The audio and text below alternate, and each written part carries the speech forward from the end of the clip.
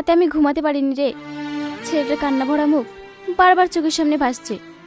সত্যি কি অপরাধী ছিল? যদিও নির্দোষ হয়। তুই না একটু বেশি ভাবিস। ও যদি নির্দোষ হয় তাতে আমাদের কি? লাভ তো আমাদেরই হয়েছে। তুই কি বলছিস এসব? আরে আসল সত্যটা শুনবি? সেদিন তোকে ধাক্কাটা আমি মেরেছি, জাস্ট প্র্যাঙ্ক করার জন্য। কিন্তু তুই এই ছাগলটাকে এভাবে জুতো পিটা করবি সেটা আমি ভাবতে পারিনি। কিন্তু যাই বলিস, টাইমিং জাস্ট ফাটাফাটি ছিল। কি বললি? ধাক্কাটা তাহলে তুই মেরেছিলি? এত অবাক হওয়ার কি আছে? তুই তো এখন ভাইরাল, এখন এনজয় কর। তুই একটা আস্ত শয়তান। তোর একটা নোংরা রসিকতার জন্য আমি একটা নির্দোষ ছেলেকে সবার সামনে জুতো পেটা করলাম, তার চরিত্র নষ্ট করলাম। অত নাটক করিস না তো, মনে হয় দরদ উতলে পড়ছে। আর এখন যদি সত্যি কথা বলতে চাই তাহলে আমাদেরই মান সম্মানে বাঁধবে। তার চেয়ে বরং চুপচাপ বসে থাক। তুই চুপ কর, একদম কথা বলবি না। ছি, আমি ভাবতে পারিনি তুই আমার সাথে এমন করবি। থাক তোর এনজয় নিয়ে।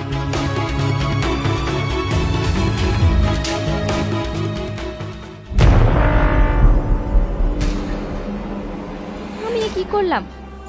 একটা নির্দোষ ছেলেকে সবার সামনে অপরাধী বানিয়ে দিলাম।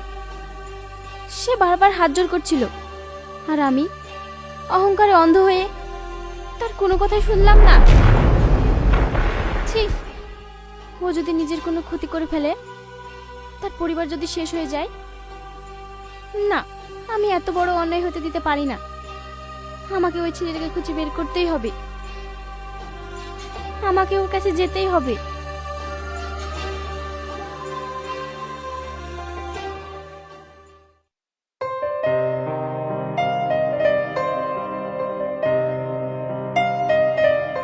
ভাই, কিছু বলছেন? এই ছেলেটাকে আপনি চেনেন? হ্যাঁ, এর নাম তো ছোটন। এনার বাড়ি কোথায় বলতে পারবেন? ওই যে দুতলাটা দেখা যাচ্ছে না, ওর পাশের বাড়িটা। উনি কি এখন বাড়িতে আছেন? সঠিক বলতে পারলাম না, গিয়ে দেখতে পারেন।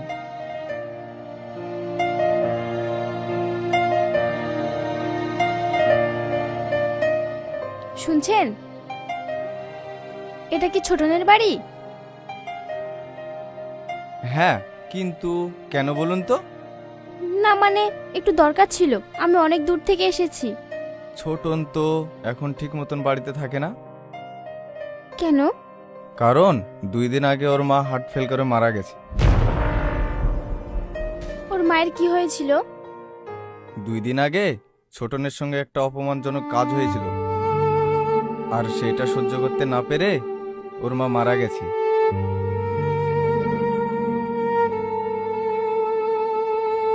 ঠিক আছে।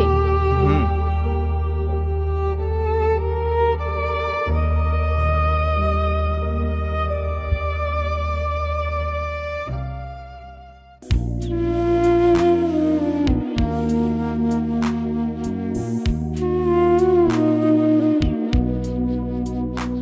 ছোটন,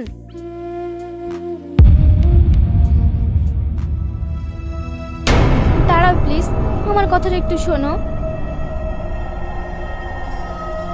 আর কি বাকি আছে ম্যাডাম? আরো অপমান থাকলে করতে পারেন, তাও আমি শান্তিতে মরতে পারবো। আমাকে মাফ করে দাও ছোটন, আমি সব জেনে গেছি। সাইফুল আমাকে সব বলেছে। আমি ভুল করেছিলাম, সত্যি আমি বুঝতে পারিনি। মাপ? আপনার এই মাপ করবেন শব্দটা কি আমার মাকে ফিরিয়ে দিতে পারবে? আপনার এই ক্ষমা কি ফেসবুকের লাখ লাখ মানুষের গালি বন্ধ করতে পারবে? পারবে না, তাই তো? সেটা অসম্ভব। জানি তোমার উপর অনেক অন্যায় করেছি। এখন তুমি বলো, কি করলে তুমি আমায় ক্ষমা করবে? আমি তাই করব। কোনো দরকার নেই, আপনি আপনার ভাইরাল সম্মান নিয়ে সুখে থাকুন। আমাদের মতো সাধারণ ছেলেদের জীবন নষ্ট করা তো আপনাদের মতো মেয়েদের খেলা। আমার আর আপনার কাছে কিছুই চাওয়ার নেই।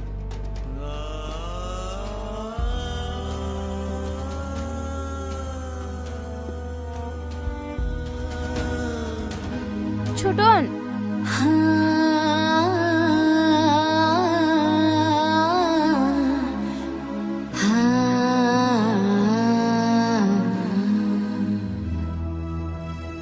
তুই এসব কি বলছিস? তোর মাথা ঠিক আছে তো? হ্যাঁ, আমার মাথা ঠিক আছে। এটা করলে কিন্তু তোর মান সম্মান যাবে, লোকে গালাগালিও করবে। করুক, আমার 1000টা গালি পাওয়া উচিত। আমি ভুল করেছি, আর শাস্তি পাওয়ার সাহস আমার থাকা দরকার। আর সাইফুল, ও তো লাইভেও আসতে চাইবে না। ওকে কিভাবে লাইভে আনতে হয় সেটা আমি জানি। লোভ মানুষকে অন্ধ করে দেয়, আর সাইফুলের লোভটাকে কাজে লাগিয়ে ওকে আমি সবার সামনে আনবো। দেখ তোর যেটা ভালো মনে হয়।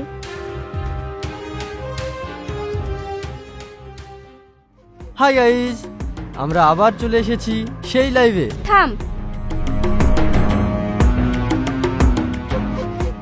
আজকের লাইভটা কোনো মিথ্যে গল্প বলার জন্য নয়, আজকের লাইভটা আমার পাপের স্বীকারোক্তি দেওয়ার জন্য। পিঙ্কি, তুই এসব কি করছিস? ক্যামেরা বন্ধ কর। না, ক্যামেরা বন্ধ হবে না। এই সেই ছেলে যাকে আমি কিছুদিন আগে রাস্তায় হাজার হাজার মানুষের সামনে জুতো দিয়ে পিটিয়েছিলাম, কিন্তু আসল কথা হলো ছোট নির্দোষ ছিল। পিঙ্কি, তুই এসব কি বলছিস? তুই কি পাগল হয়ে গেছিস? পাগল আমি হইনি, পাগল হয়েছিস তুই। ভাইরালের নেশায়, কন্টেন্টের লোভে তুই আমার সাথে প্র্যাঙ্ক করেছিলি, আর আমি না বুঝে ছোটনকে অপমান করেছিলাম।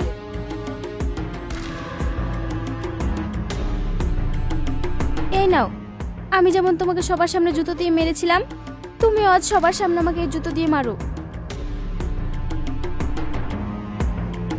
কি হলো?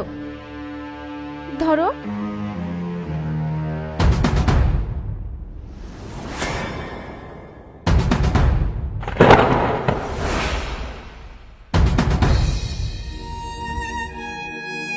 কাউকে জুতো মেরে অপমান করা খুব সহজ ম্যাডাম,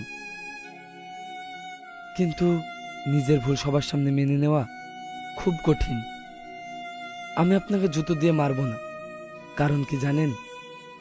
আমার মা কখনো শেখায়নি মেয়েদের গায়ে হাত তুলতে। ছোটন,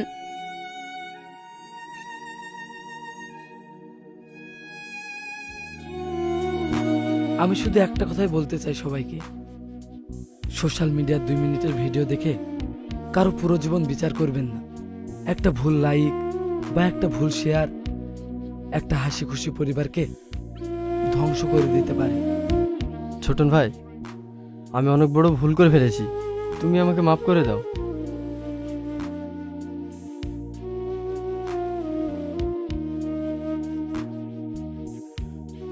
ঠিক আছে।